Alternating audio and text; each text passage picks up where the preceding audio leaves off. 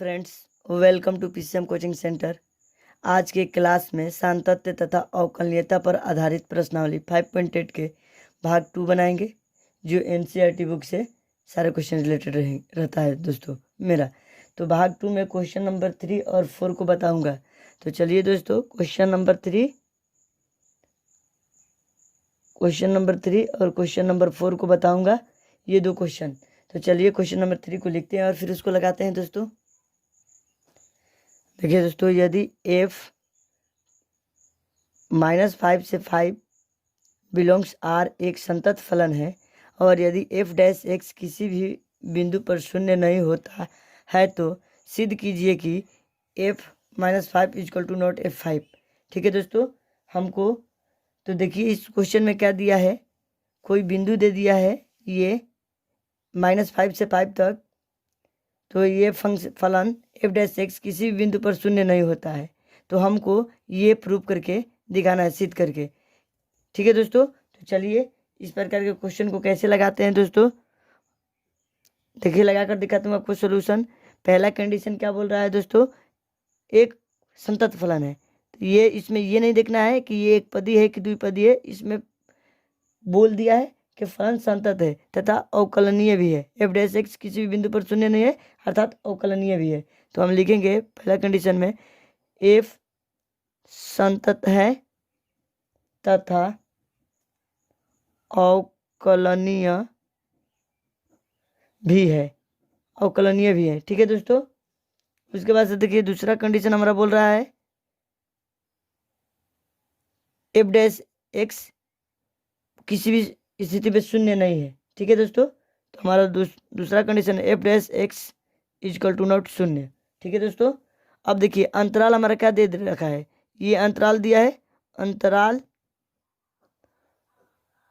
हमारा दे दिया है -5 और ये 5। ठीक है दोस्तों, तो ये इतना रोले के प्रमेय के लिए बहुत है दोस्तों। इस पर रोले का प्रमेय हम आसानी से जांच कर सकते हैं, तो इसको लिख सकते हैं रोले के प्रमेय के लिए आवश्यक है। ठीक है दोस्तों, इतना आवश्यक है, बहुत है। ठीक है दोस्तों, अब देखिए दोस्तों, तो पहला कंडीशन हमारा क्या कर रहा है दोस्तों, ये ए का मान है, ये बी है, तो ये पहला ए बी में संतत है। ठीक है दोस्तों, दूसरा कंडीशन हमारा बोल रहा है ए बी में एफ क्या है, अवकलनीय है। ये ए बी में एफ संतत है, ए बी में एफ अवकलनीय है। ठीक है दोस्तों, अब देखिए तीसरा कंडीशन हमारा क्या फॉलो कर रहा है, देखिए रोले के प्रमेय तीसरा क्या करता है, एफ ए बराबर एफ बी है ना दोस्तों। तो अब देखिए दोस्तों, हमारा हुआ कि एफ डैश सी बराबर 0 हम मानते हैं, लेते हैं ना, तो हमारा क्या हो जाएगा दोस्तों, सी बिलोंग्स ए बी, यानी कि सी का मान ए और बी के बीच में आता है दोस्तों, इतना रहता है। तो लेकिन हमारा देखिए दोस्तों एफ डैश सी ये एक्स, अब देखिए दोस्तों एफ डैश सी क्या होगा, नॉट इक्वल टू 0। तो इतना अगर नहीं होता है तो हमारा क्या हो जाएगा दोस्तों, एफ ए बराबर एफ बी। तो ये बराबर तो नहीं होगा दोस्तों, ये मान क्या होगा हमारा, बराबर नहीं होगा। जब ये बराबर नहीं है, ये बराबर नहीं है यहाँ पर बोल रहा है, तो ये बराबर भी नहीं होगा। तो हमारा ये बराबर नहीं होगा, तो एफ ए का मान क्या है, -5 equal to naught f b का मान क्या है, 5। ठीक है दोस्तों, तो ये भी आपस में बराबर नहीं होगा। तो ये हमको प्रूव करके दिखाना था दोस्तों कि इतना F -5 equal to not f5 बराबर नहीं है, प्रूव करके दिखाना है। तो देखिए दोस्तों, मैंने इस तरह प्रूव करके दिखा दिया। इस तरह आप करेंगे तो बोर्ड क्वेश्चन में आपको अच्छा मार्क्स मिलेगा, इस तरह करने पर फुल मार्क्स मिलता है दोस्तों। ठीक है दोस्तों, चलिए अब क्वेश्चन नंबर 4 को लगाते हैं। देखिए दोस्तों, मध्यमान प्रमेय सत्यापित कीजिए यदि अंतराल अंतराल ए बी में एफ एक्स फलन एफ एक्स बराबर x square minus 4x minus 3, जहाँ ए बराबर 1 और बी बराबर 4 दिया है। ठीक है दोस्तों, ये अंतराल हमारा दे दिया है। ठीक है, तो चलिए इसको सॉल्व कर देता हूँ। देखिए दोस्तों, मध्यमान प्रमेय सत्यापित कीजिए। तो मध्यमान क्या होता है, ए और बी ये बीच दिया है ना, ये दोनों बिंदु के बीच में जो मान निकलता है, क्या निकलता है, सी बिंदु आता है, निकलता है। तो यही सी बिंदु क्या होता है, हमारा मध्यमान प्रमेय होता है। तो चलिए दोस्तों, इसको ज्ञात करने के लिए चलिए इस प्रकार के सवाल कैसे सॉल्व भी किया जाता है, ये बहुत ही एग्जाम के लिए इंपॉर्टेंट सवाल होता है। तो चलिए इसको सॉल्व करके आपको दिखाता हूँ।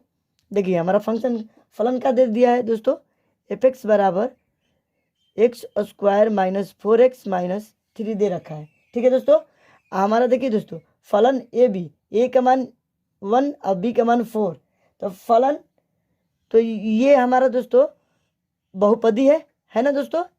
दो पदों से दो या दो से अधिक पदों को क्या कहते हैं, बहुपदी कहते हैं। तो जब ये बहुपदी है तो ये संतत होगा। तो हम लिखेंगे फलन 1 4 बिंदु 1 4 बिंदु या के लिए संतत फलन है या फलन संतत है, कुछ भी लिख सकते हैं, लिखने का तरीका सही होना चाहिए।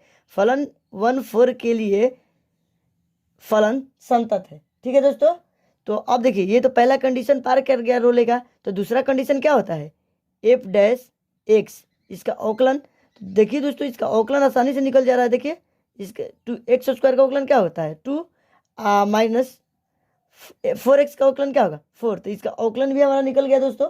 तो लिखेंगे बिंदु 1 4 के लिए फलन अवकलनीय है। ठीक है दोस्तों, देखिए ये रोले प्रमेय का दूसरा कंडीशन भी पार कर गया। अब हमारा तीसरा कंडीशन क्या होता है, रोले प्रमेय का एफ ए बराबर एफ बी होता है, यही ना होता है दोस्तों। तो चलिए, हमारा फलन कितना दिया है, एफ एक्स बराबर x square minus 4x minus 3। तो चलिए दोस्तों, हम एफ ए के जगह पर क्या रखेंगे, 1, f1, ए का मान 1 है तो 1, f1 का मान निकालते हैं दोस्तों। देखिए, 1 का स्क्वायर माइनस 4 इंटू एक्स का मान क्या दिया है, एक्स का मान 1 माने हैं यहाँ पर माइनस 3, ये क्या हो जाएगा 1 माइनस 4 माइनस 3। तो ये देखिए, 7 में से 1 जाएगा तो क्या बचेगा माइनस 6, f1 का मान 1 आ गया। अब एफ बी का मान निकालेंगे, एफ बी क्या है, 4 है दोस्तों।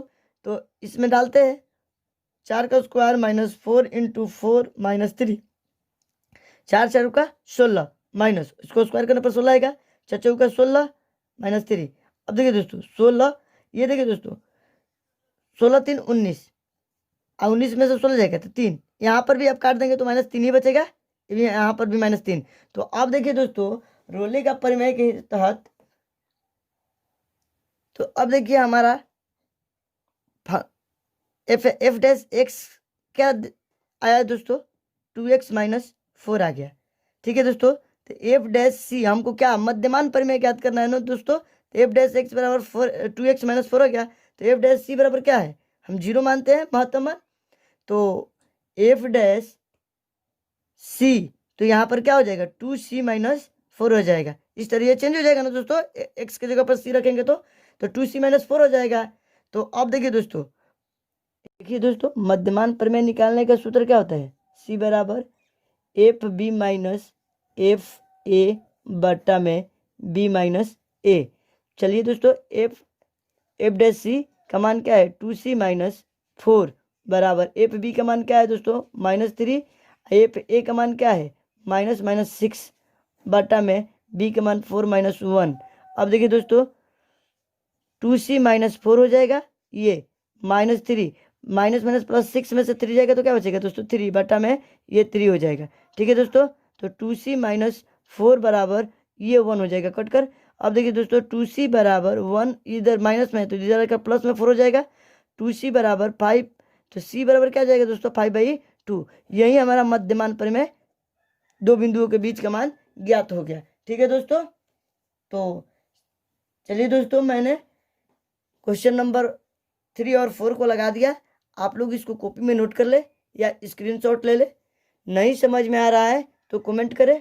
अगर मेरी वीडियो आपको पसंद आ रहा है दोस्तों तो लाइक शेयर तो सब्सक्राइब करें और अंत में बेल आइकन को प्रेस कर दें, ताकि जब भी मैं लेटेस्ट वीडियो बनाऊं तो सबसे पहले आपको मिले।